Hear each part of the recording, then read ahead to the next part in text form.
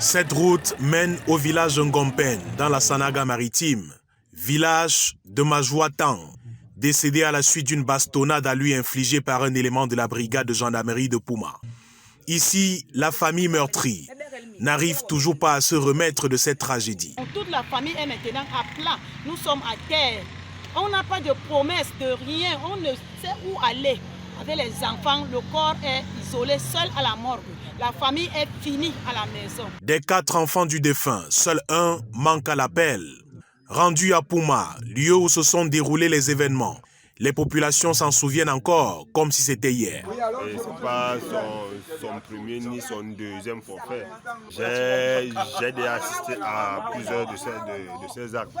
Lui-même, il a franchement frappé sur mon propre petit. Au point où nous sommes partis lui donner la nourriture là-bas à la gendarmerie.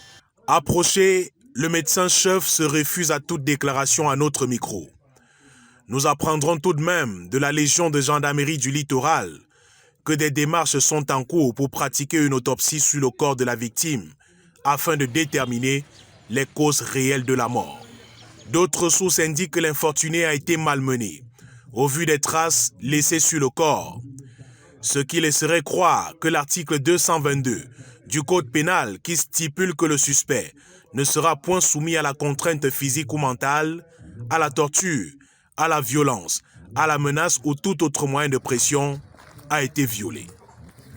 Un collège d'avocats sous la houlette de Maître Makele, soutenu par des parlementaires, se démène pour rétablir la vérité dans cette affaire.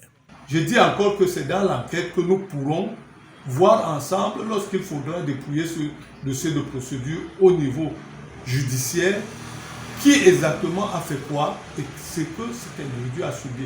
Si à la fin de l'enquête, il est avéré qu'il y a eu torture, le gendarme aujourd'hui en détention préventive à la prison centrale de Douala tombe sous le coup des articles 275 et 277 du Code pénal qui stipulent, entre autres, qu'est puni de l'emprisonnement à vie celui qui cause la mort d'autrui et est puni de l'emprisonnement à vie celui qui, par la torture, cause involontairement la mort d'autrui.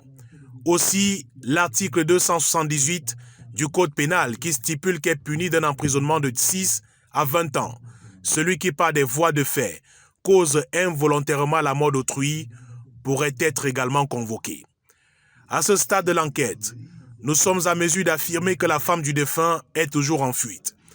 La Légion de gendarmerie du littoral, où l'enquête se poursuit, rassure que si le gendarme est reconnu coupable, il sera sanctionné sévèrement pour que les autres arrêtent de croire que les hommes en tenue sont au-dessus de la loi.